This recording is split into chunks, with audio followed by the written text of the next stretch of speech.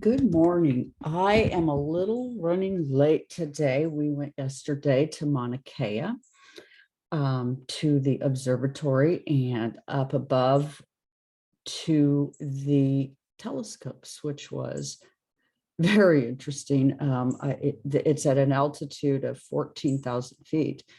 And for myself, I got up there and I started stumbling around like I was drunk. And they had told us, if you get up there and you have problems, you have to come back down. So I ended up not being able to stay more than a few minutes, but I did get to go up to the top, which was really kind of exciting for me. We have family here in Hawaii.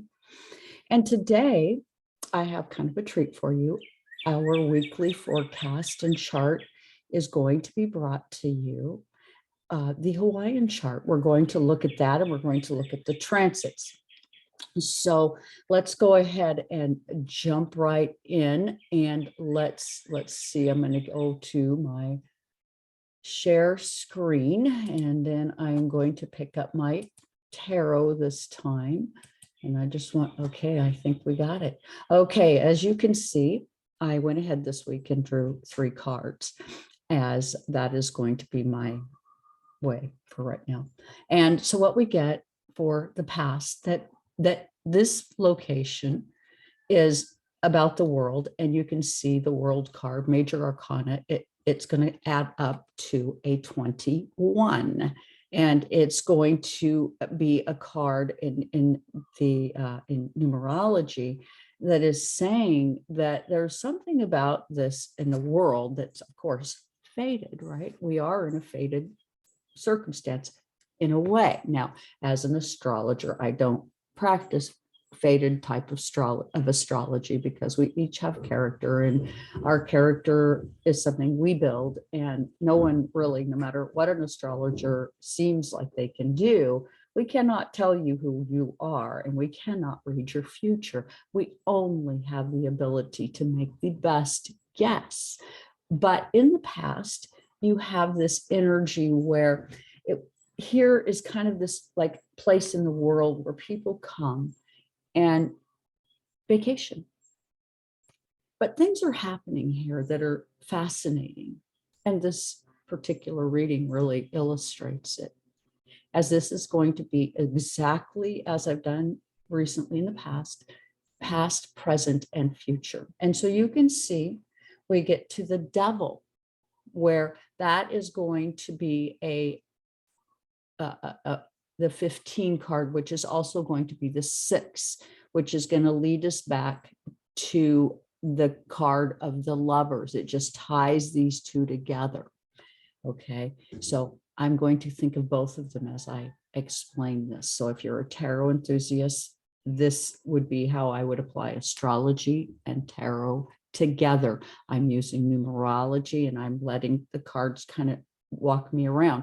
But what I have here is the devil, that in this state, in the United States, that was established the 21st of August, 8, an infinite process, 21, that was done really in a way civically that wasn't in the interest of the local people at all, but it was creatively done, and it made it extremely, if not impossible, for the people of Hawaii, the local people, maybe to manage. So, they're kind of tied to what they don't want, and they're also tied to what they do want. Where the devil here, why might we be getting this card? Well, one thing I can tell you, that being up on Mauna Kea yesterday, that the sacred mountain, that this place, very often, the amount of money that can roll through here influence and change direction of circumstances is rather amazing. What do I mean by that? Well, generally, this location, and in fact, the town that I live in, Hawaii, was the landing place of King Kamehameha, which we just had King Kamehameha days. Well, when the people built here in the past, and they built King Kamehameha's fortress over in Kauai High. They stood for 25 miles handing rounded stones one after another, person after person, to arrive at the 25-mile point. So their hands and their blood is on this ground. And we typically, this is all along the coastline over in the northern part of the northern tip of the island. So, and that is where I'm at, of the Big Island, is the northern tip. So imagine handing stones for 25 miles, the blood, the sweat, the tears, the history. And these people were tied to the devil to make it work. This was a sugar plantation, which, in order to make money, once the established process began. Now, of course, the sugar factory was long gone by the time 1959 rolled along.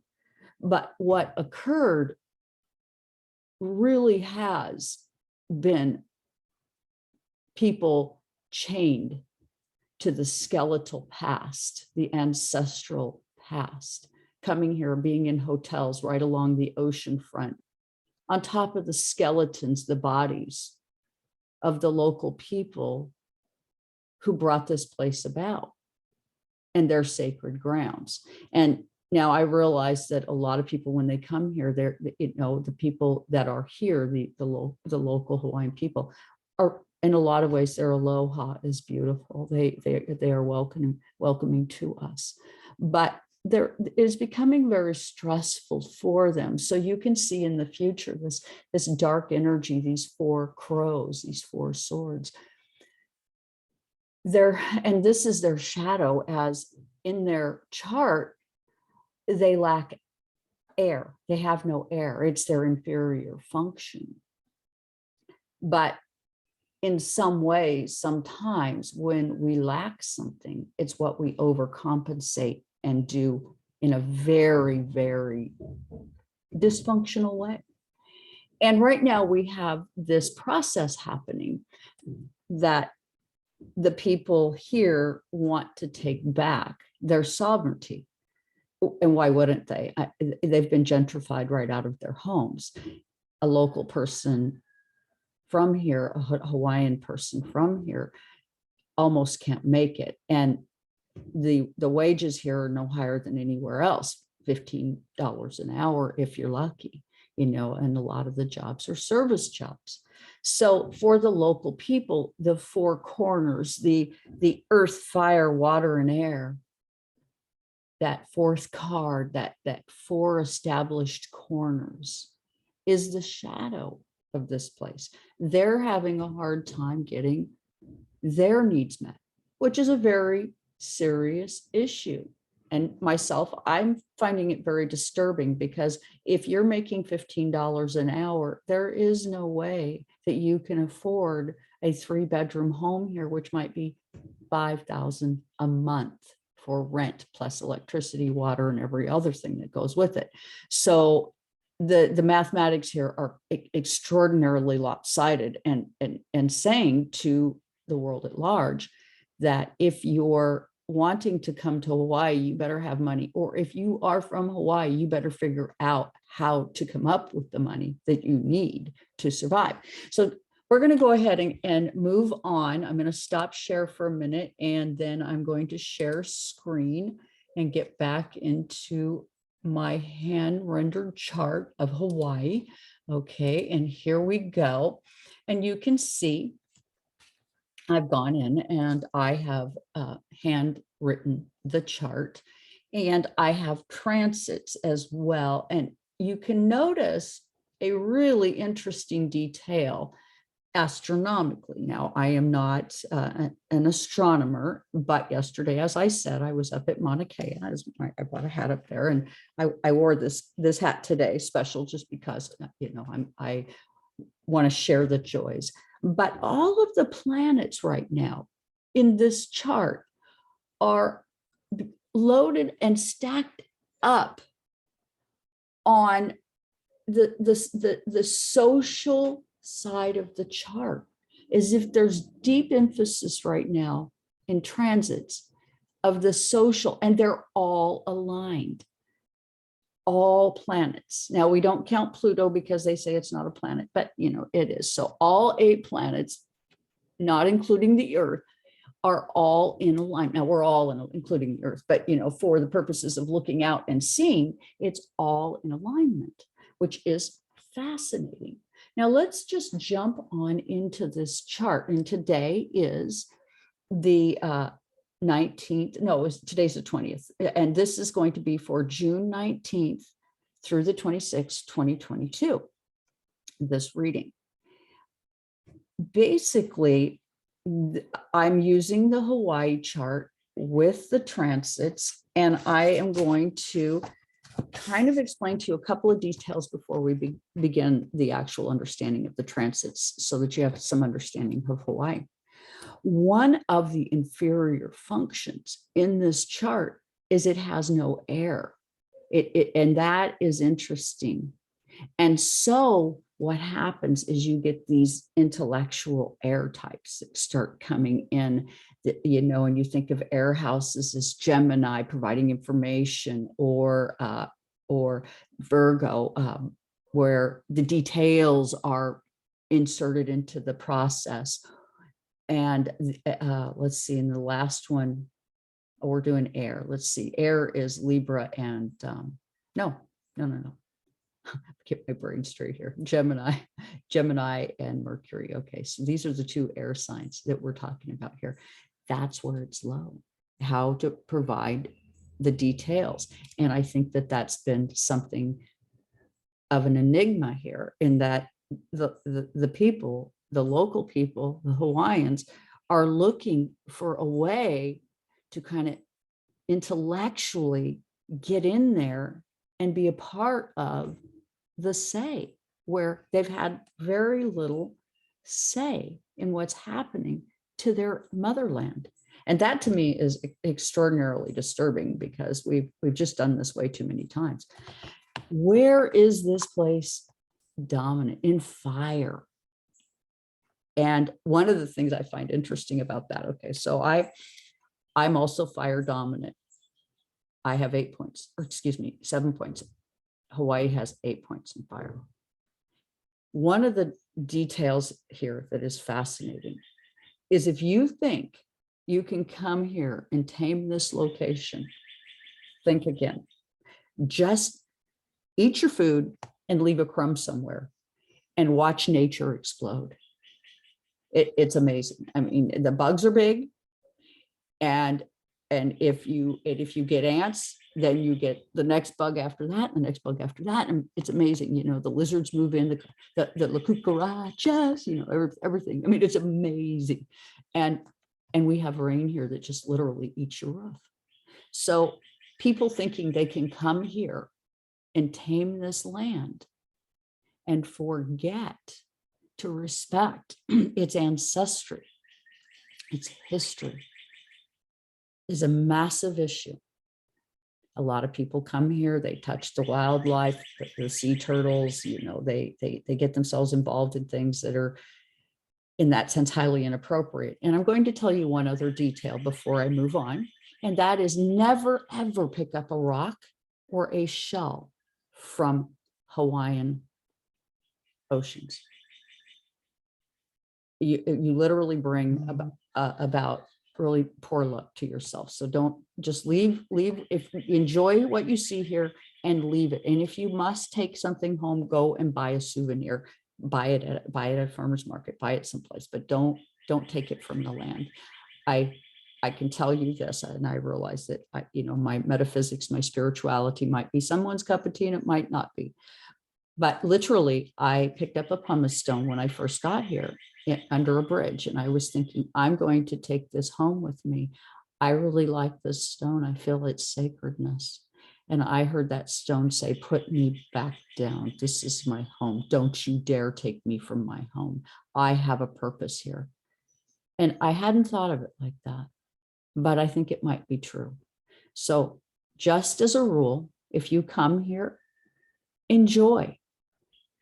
Don't take sand. Don't take shells, and don't take the rocks and gems you find on the beach. This is not the place to do that. This is a very sacred land. Now, let's just go ahead and move on into the chart. And as you can see, we have 4 points in earth, 8 points in fire, and 2 points in water. This chart is largely a chart that starts out and says that people in the first house come here to indulge in a watery adventure and expand the divine in that process. That Neptune, that 4 corners, and again, 5, the divine, which equals a 9, a very beautiful humanitarian experience, quite moving. And I can tell you, the reason we live here is my visit in 2017, where I literally had a whale skyhop twice and look me both right and left-eyed in the eye, so close to my body, it would have just been shocking to most people, but transforming. And when I got cancer, my body went into some understanding somehow of the depths a whale must go for its survival, and how it must take in very large breaths of air and hold that pressure down below and resurface and give out what it was collecting down below in the using of its oxygen, the waste. So what do people come here to do? They come here to expand this dreamy vacation. For the people, you can see Capricorn, Saturn, where for them, it's on the cusp of the 2nd and 3rd house. It's in the 2nd house, but largely for the people, it's very limiting financially. They have to just sort of tolerate the indignities of the money. And for them, it creates sort of a completion process that really speaks to where we are today, where there are people here that are asking for sovereignty, don't really want to do this anymore, don't want to do it the way it's been being done. And you can see that we go on up into the 6th house, where you've got moon 8 degrees, 20 minutes, where it's kind of, the details are infinitely difficult and kind of partner strangling, where there's not really a reasonable partnership that has taken place between the Hawaiian people and the government, or the details. It's not been exactly, I would say, on the up and up.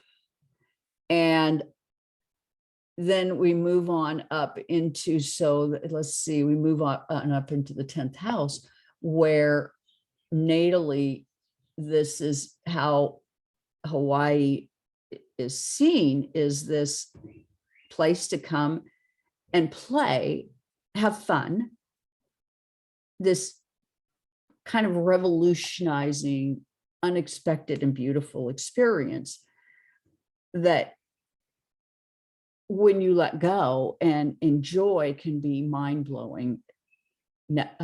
Mercury, where the way you come away with a more humanitarian perspective. And I know for myself, that's exactly what occurred. It was like the beginning of the end of me being overconsumed with stuff. In 2018, truckload after truckload went to the Goodwill. I gave away most everything I own. I didn't see any point in it anymore. It was stuff. And I was missing the point of life. And we bought a 5th wheel and decided to live tiny, which is probably in our current conditions in life and with the things we have going is appropriate. Then you get into the 11th house where you have Pluto, Venus, and Mars, where Venus and Mars are conjunct. And it's kind of a battle between the two of them of what they're going to do with Pluto. Where does Pluto fit into this kind of little stellium that's actually not little at all, because it goes on between Virgo and Libra? We've got a 6-planet stellium between these two houses, where it's largely saying that this institution of groups, all of the energy that's going into this chart is right here in the 10th and 11th house. And the North Node being in the 12th house, that watery domain of Pisces and Neptune. Okay, so what's going on? Well, let's look at the chain of dispositors so we have a better understanding of how things might really be. This place starts off as having a bit of a drive to it. It's kind of aggressive, and it hijacks the moon while doing so. So it says, I really don't care how you feel. I want you, moon, to stay the receptive part of you, the part that has needs and feelings, to just stay up here and out of my way. Don't bother me, which is not good for our moon, right? We don't want our moon hijacked by Mars saying, hey, no, you're off to the sidelines. And then Mars goes on, because Mars is kind of our super idea. It's our kind of our super fire. It goes on and it says that I identify with the sun, the playfulness of the sun. The sun then says that this humanitarian, thoughtful place, this beautiful place of Aloha, and these kind and beautiful people, sun interacting, then goes on and says, we offer beauty, but we suffer the details in the darkness. The details for us are dark. There are hidden details. Many of us living in one home for the sake of survival, not having enough room, not having the privacy we need, our families adding on our homes to make room for other family members because they're very family oriented. They take care of themselves. They're not people who go out and ask for a welfare check. Not at all. These are good people that deserve to be seen and heard and respected. And they're not. And Pluto says that it's all for the sake of the vacationing public, the Neptunian masses, to come and expand and play in the water. And where it all ends up at is it's disposed of by Saturn, the house of government, saying, sorry, cut you off, you know, nothing for you. And, you know, and really, for me, it's very hard to watch because we did this to the peoples of Australia. We did this to the peoples of America, and we're doing it to the peoples of Hawaii. And this historically is a very recent one, since we're talking 1959. And quite frankly, I'm sorry to say, we should absolutely know better, because we have enough experience to know better. And quite frankly, it's going to lead us to consequences. Nothing happens that karma isn't going to be a part of the process. We're like a scale, and there's light and dark. And if we are weighing in the part of darkness, what happens is eventually that shifts and we get blowback. And that's where this is going. And that's why the people here are fighting back, and as well they should. But for them, I'm going to say it's particularly difficult because And this was set up not to be intellectual, but greedy in, in terms of for the states to have governorship over. It has brought about greed. And a lot of times people here fly their flags upside down. So now let's just jump on into the actual transits this week.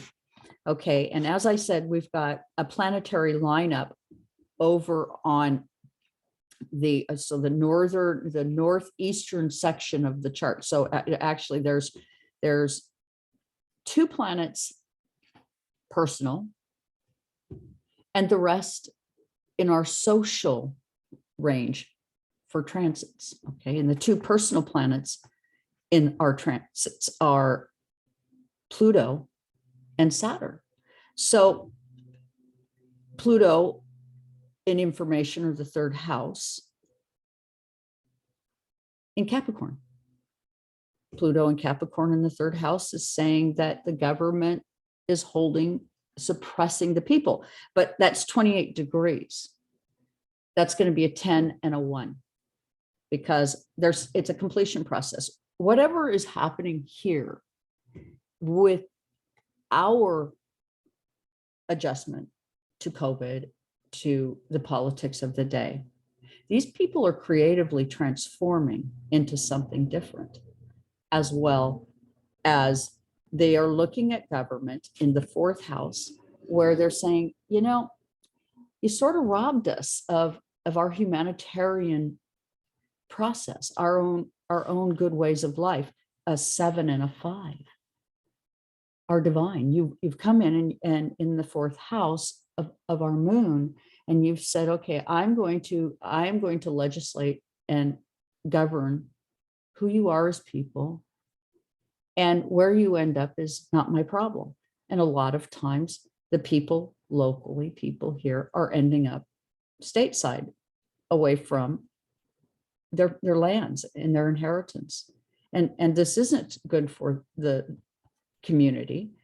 If you think you can come to Hawaii minus the people and have an authentic experience, think again. We need to preserve the dignity of these people's home. And we got in the 5th house, the drama moon, where it's in Pisces, where we've come in and we've said, yeah, we're, by transit, and it also has Neptune. So this kind of dreamy, receptive drama unfolding, where we come in and we really enjoy the social aspects. But as this is being emphasized in this chart by transit, the people are also having an emphasis in their learning and awareness this week. So keep that in mind. In the 6th house, we're expanding the details, our understanding, and it's as if it's fiery, it's intuitive, it's occurring to us somewhere in the backs of our minds. There's something about this we need to pay attention to, and I'm not sure what it is, but fire. Now, I will say I live close to the active volcano as well. I mean, it's on the other side of the island. It's over on the other side of Hilo, but that's not that far away. And a lot of times we are having now, the ground is burping. You could smell the sulfur all the time. It kind of, there's a lot of jiggling going on, a lot of earthquake. The details. We've got Mars and Aries in the 6th house, where it's kind of where the volcano's active. And what does that mean exactly? Well, to me, spiritually, it means Pele starting to say, no, thank you. I'm not going to tolerate you. You think you can come to my island and just take over and move my people off of it? Think again. And what's fascinating about that particular point is the number of homes right on the ocean front. In particular, there was one recently, but there's been several that just fell right into the ocean. And it's something that's occurring more frequently. So then we'll just move on up into the 7th house of partnerships. You have Uranus in Taurus, where, as I just said, that would be kind of house and home. The unexpected is taking place. Things are happening to people's homes. Their North Node, how we live here in partnership is what we're here to learn, what we're here to establish and be better at. And then you have Venus and its house. So, and it's going to in Taurus, so it's its own dispositor. So there's quite an emphasis in partnership here. And where we're going to start really looking, most likely the local people are really going to start looking, the Hawaiian people. I realize I keep calling it local because I go back and forth. People from here, I'm using it only as that because there are more than just the Hawaiian people. There's several different cultures that have been here for a long time. And there's this emphasis to push people out for the sakes of the Jeff Bezos or the Mark Zuckerbergs who keep buying up more and more land. And it's very disturbing to those of us who are not in that particular camp, that's not affordable to us. And for me, it's not affordable. Now I happen to live in an ohana. I house sit. So where I live is also my job. And I still pay rent, but I pay reduced rent because I do provide a service to my landlord. I provide a pet care service to her and a house care service because she likes to travel. So let's move on into the 8th house, where right now they have Mercury 5 degrees aware of the divine 20 minutes in Gemini of the social partnershiping. They're starting to say, wait a minute. I'm kind of thinking about this where they've lacked air. This is popping up. And again, the sun. So these 2 air planets suddenly popping up in the 8th house. Now the 8th house is going to be kind of hidden. You don't really always see very clearly what is the 8th house trying to convey. It's the house of sex, death, and rock and roll. And myself, I consider it all things the veil. Whether you're coming or you're going, you have to go through the 8th house to get here or to leave the veil. So you've got the sun and you've got Mercury. The sun is 28 degrees. Again, it's showing a 10, a completion process, and a 5 of some divine order. A death of one thing and the sun awakening of something new, some new piece of information.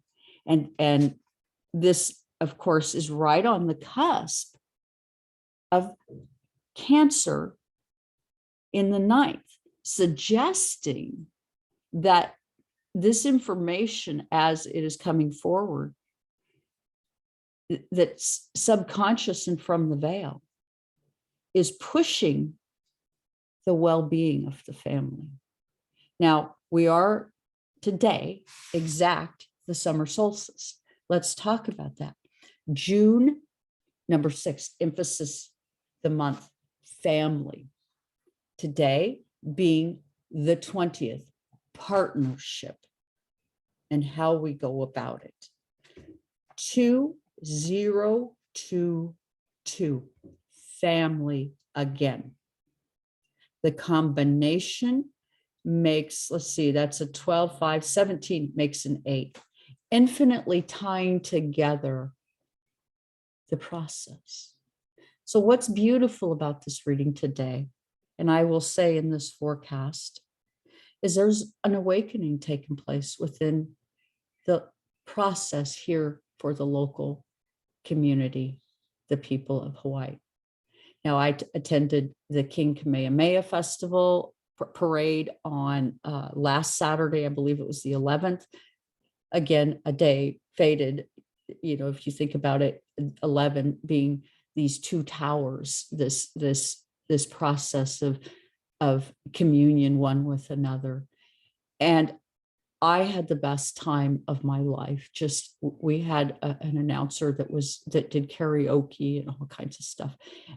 Filipino. She was so much fun, her and her sister. I mean, I just had a great time. And she asked us to come up. She's going to do another event in December up in Waimea. And I'm probably pronouncing it wrong. But anyway, I'm going to go to that. So I did this chart at 7:22.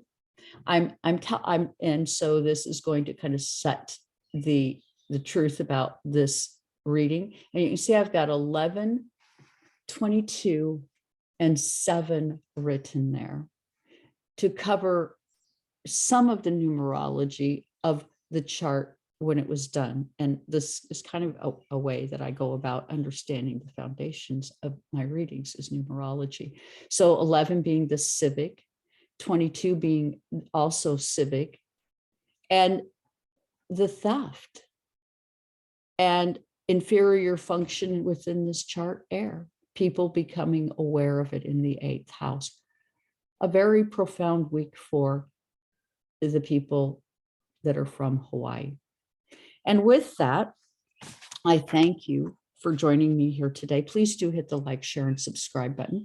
And if you have something, a story that you want to share with me on this reading, or you would like a reading from me, please do check me out. I'm on Facebook, Twiggy by Design, and my actual website, Twiggy, www.twiggy.com with an IE at the end, is currently being remade. So and I moved hosts, so that should be up in a week or so. So that should kind of start improving.